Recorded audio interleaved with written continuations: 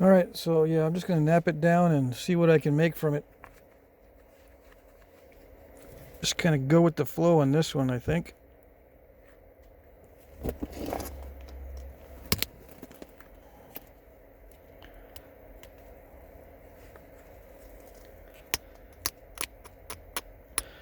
Yeah, it wants to dive. On the termination, it wants to dive.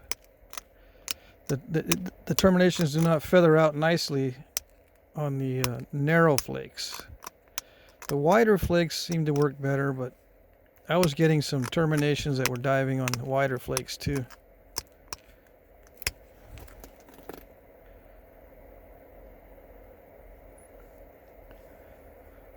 So my advice on that, when it starts to dive, just go more narrow. Cut the slab so it's not as wide, or grind it so it's not as wide to begin with.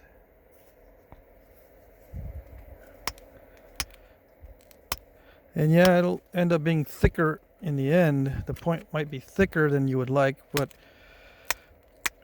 better thicker than messed up or broken.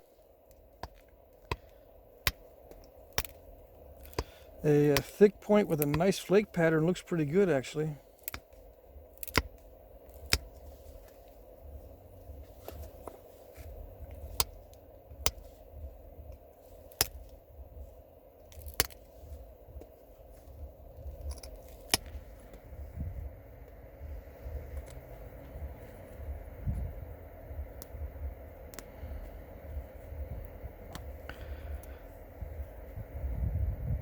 I mean, you can have a real thin point, but if you had like what you started with, a bunch of ripples in it, it doesn't look that great, but it's really thin.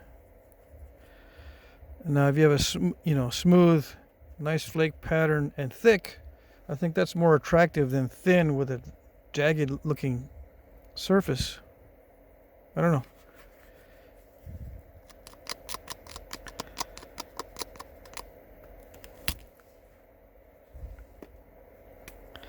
Yeah, the terminations on these are not all that great,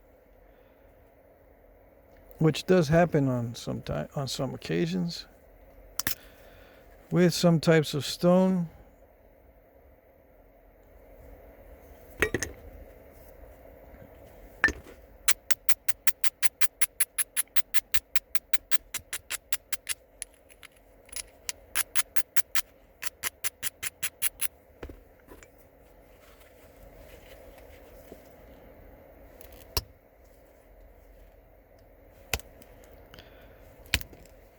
I'm doing a lot of downward pressure because inward,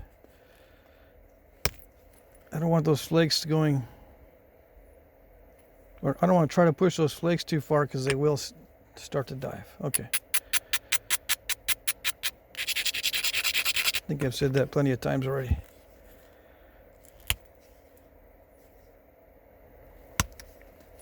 See that? I get these right between the flaker and my hand. And that happens, when that happens with glass, that's when I get into trouble.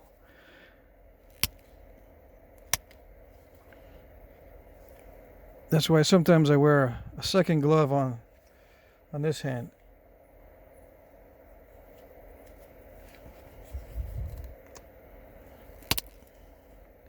It doesn't seem to be an issue too much with regular stone. I think because regular stone flakes don't bounce around as much. At least that's my theory.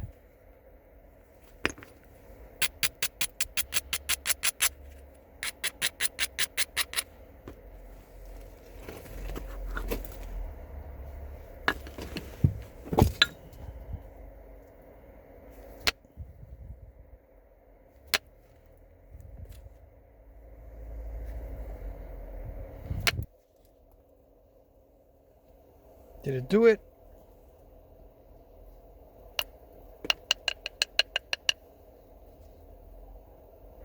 I think it did it. A little bit left. Yes, no. Nope.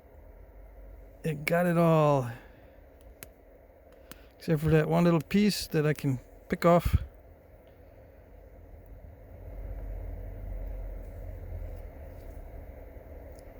Just a few more areas that might need to be smoothed out, smoothened.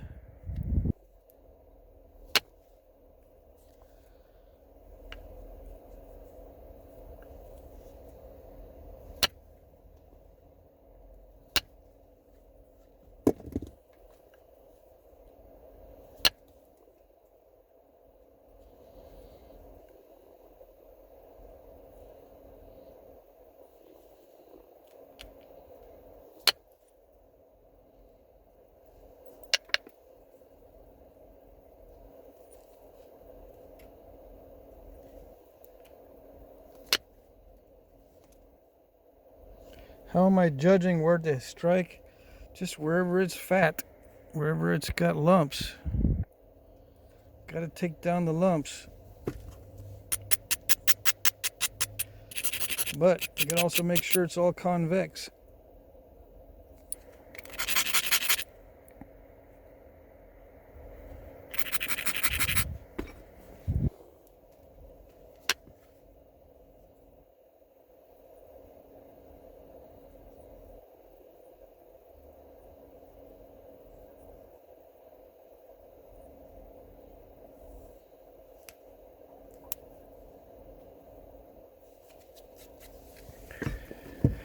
Yep.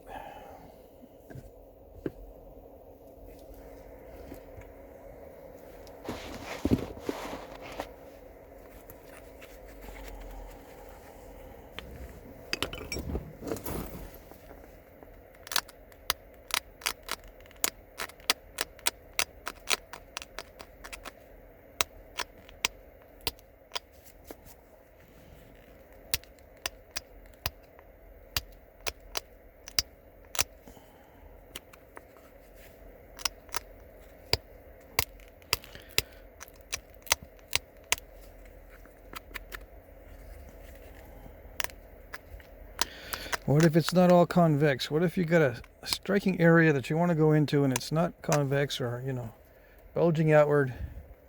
You've got a dip in there somewhere, or it's got this weird ridge that goes a different direction than where you want to go. What do? Well, some people say you got to build the convexity, which I don't really like that expression, because you're not really building anything. Flint knapping is a reductive procedure. You're removing as you go. You're not really building anything. So you just got to remove areas that are around where you want to go.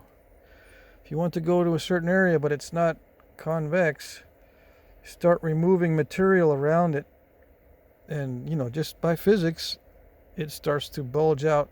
If you remove material from around it, it's going to stay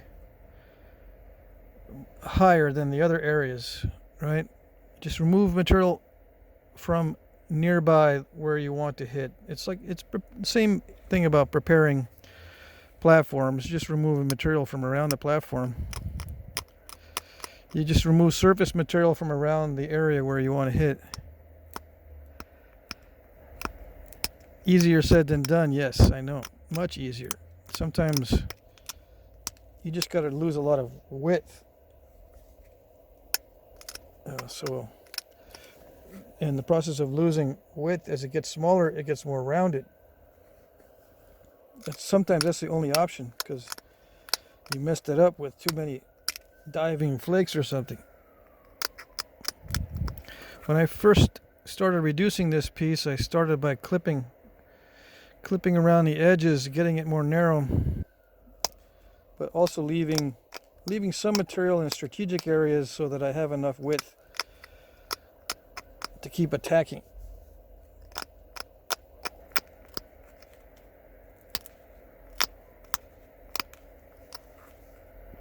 But I could have just gone straight for this width right in the beginning and then started running flakes, instead of, you know, trying to maintain the width. I'm trying to maintain the width here as much as I can.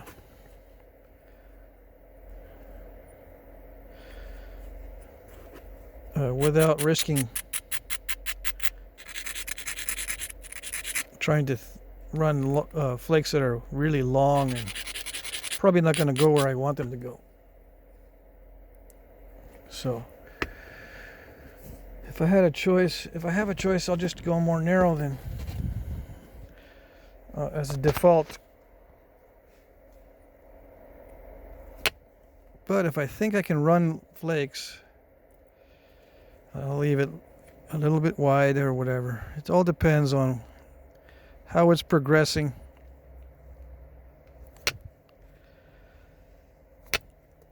That's another thing. A lot of new guys Even though it's not progressing right, they'll say, well, it's just me, I'm inexperienced. It's not progressing because I'm just inexperienced. So I'll just keep going and going and going. Sometimes you just got to stop and do something different instead of keeping on the same strategy. Sometimes it's not you that is the issue. It's just very difficult stone or something. Just got to try a different strategy.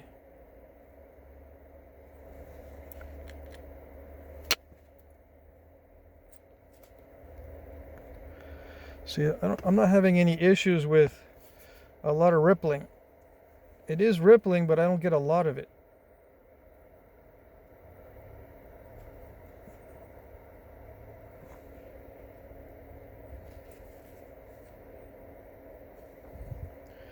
And there is that little concavity in there.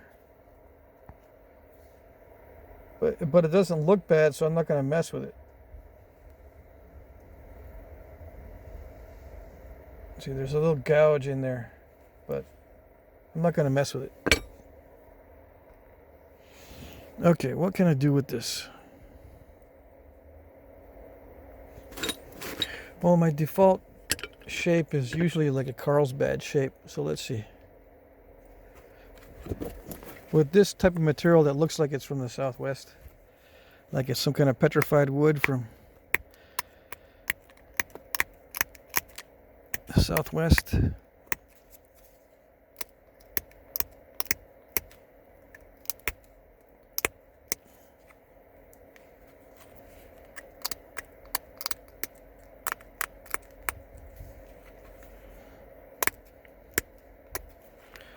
I'll show you what I mean here in a minute.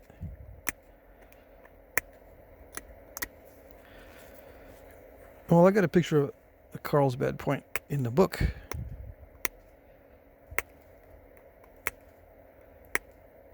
In the book I did bring. So I'll look in there and see if I'm in the right size range. All right.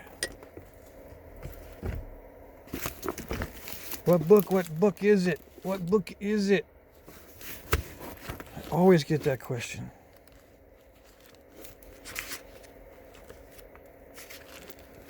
Carlsbad, this type. Oh yes, I'm within range.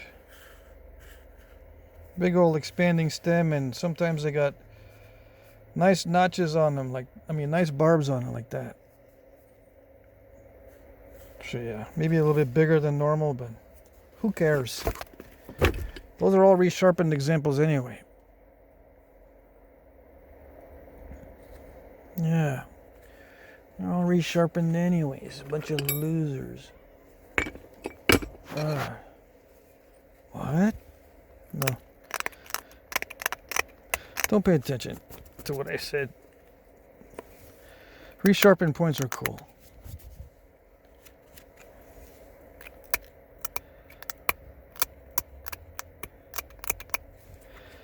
You just don't know what they look like to begin with. That's the problem. How long were they? You'll never know.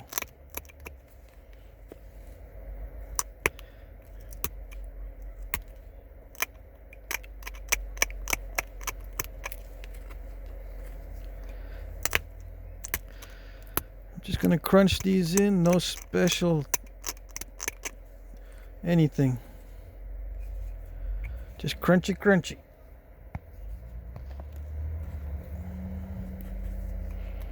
The material is not crunchy. It's beautiful stuff.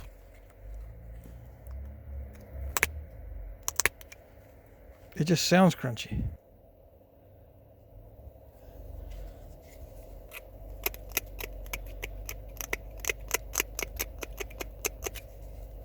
Why don't you ever use vertical punches, you might say? Why don't you stay in frame? Can't see nothing. Yeah. I know you can't see nothing.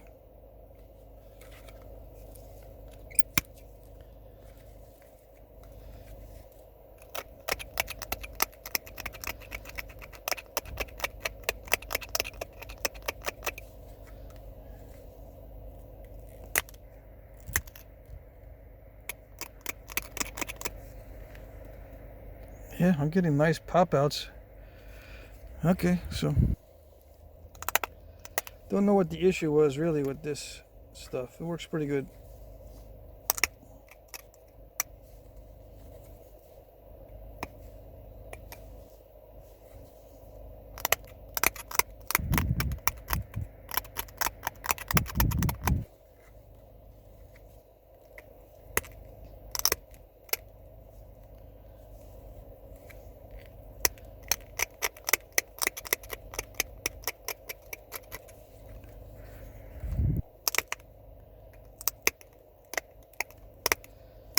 You might ask, how can you tell when something's resharpened or if it's supposed to be that way? What if it's supposed to be that way with little bitty points, little bitty tips that are short and stubby? Why has it always got to be resharpened? It's a good question. And I bet you I'm wrong a bunch of times. Oh, yes. No way, man. You're wrong all the time. There's something at least a little bit wrong with everything. Well, yeah, probably, because I'm leaving stuff out. That's one thing. If I leave something out, I'm definitely wrong. If I miss something. I do that a lot. I forget. Don't have the complete story.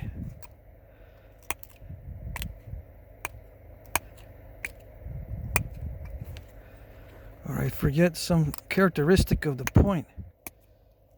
Yeah, man, you forgot that it has a flat base, not curved. Or you forgot it has a little bit of an indentation.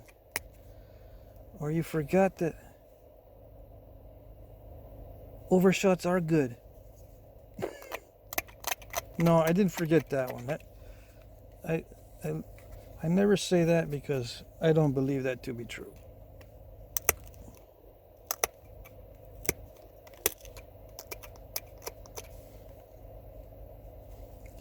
Overshots are not good. Even if they happen to be advantageous, like, oh yeah, you know what? That flattened it out pretty good.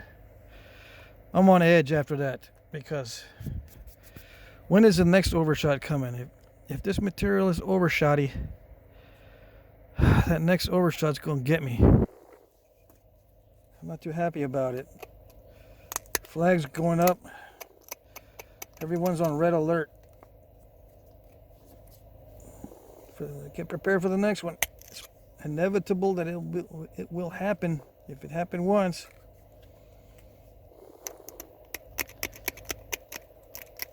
just because this one looks okay and it worked out, or I got 6 overshots and they all worked out okay, doesn't mean I like them or they're good. All right, enough of that. So I misjudged where the point was supposed to go. So I'm a little bit too far that way.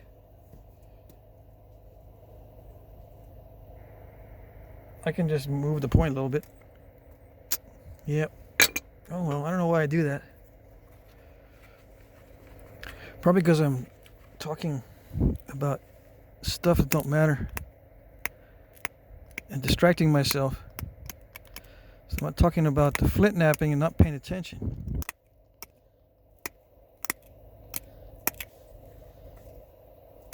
That's why. No, you were doing good, man, because you were talking about you being wrong. That's right. That's what you should be talking about.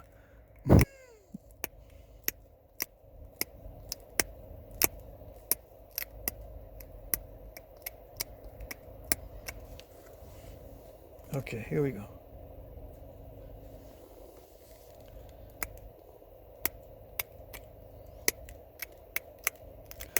These Carlsbads they didn't have needle tips. These tips are robust.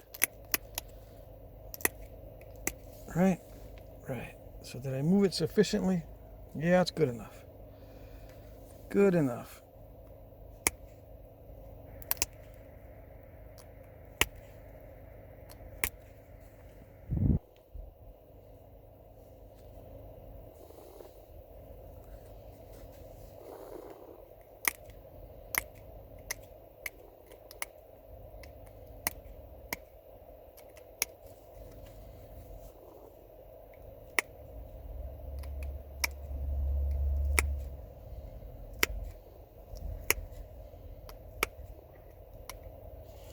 Okay, I'm doing it again.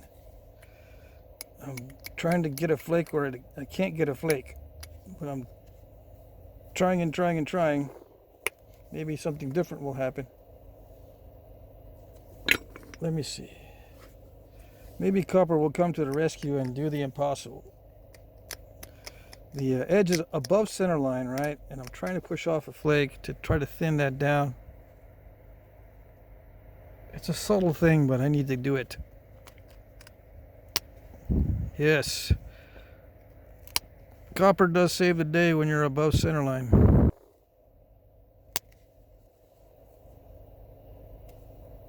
It grabs the edge really good. Why is that important to grab the edge? Because the platform just isn't quite right. And when it's not quite right, you need some help. Like right there, it's not quite right, and the copper, it works, but it can't work miracles. Okay, so I have to lower it, and there it goes. There it goes. Anyway, I'm trying to get this tip thin, but I shouldn't worry about it too much.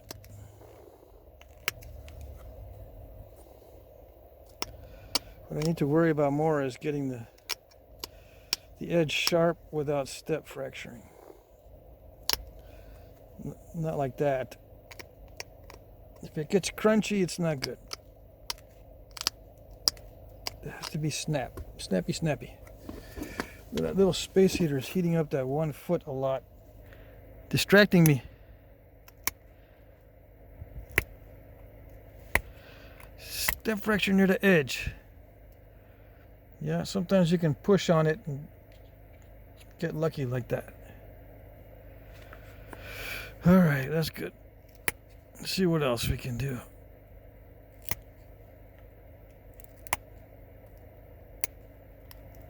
There's a step fracture near the edge right here, but it's on this side.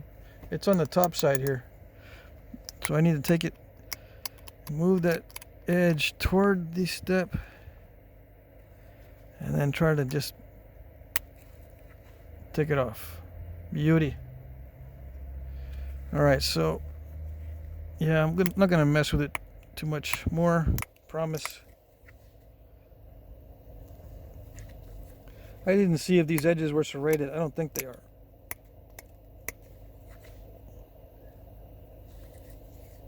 I think these points are kind of thick too,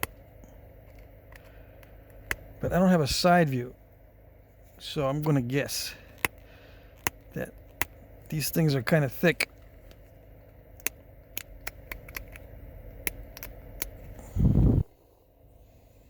And if they're thicker, you can get them done quicker.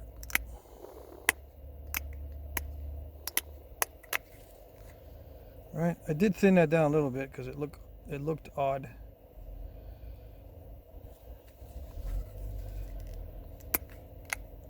There was a little step that I needed to remove. Undetached flake. Okay, that's it. That's good enough. Good enough to paste together and upload as one video? No, not that good. Alright, so it's a Carlsbad type at lateral dart point. Do I have my... I don't have my foreshafts available. Do I? No, because I couldn't mount it on a foreshaft so I could show you. Anyway, that's what I did with that particular piece. It was already at the right thickness. All I did was I just made a few passes and then finally drove some real thin, shallow flakes over the tops of all those ripples. Wherever it was done, I don't know how it was done. This seems to be consistent in every direction, not just in the direction of the grain. Like I was thinking maybe the only way I could do these flakes was to go with the grain and hit flakes going with that, but I hit flakes going in every direction and it's fine.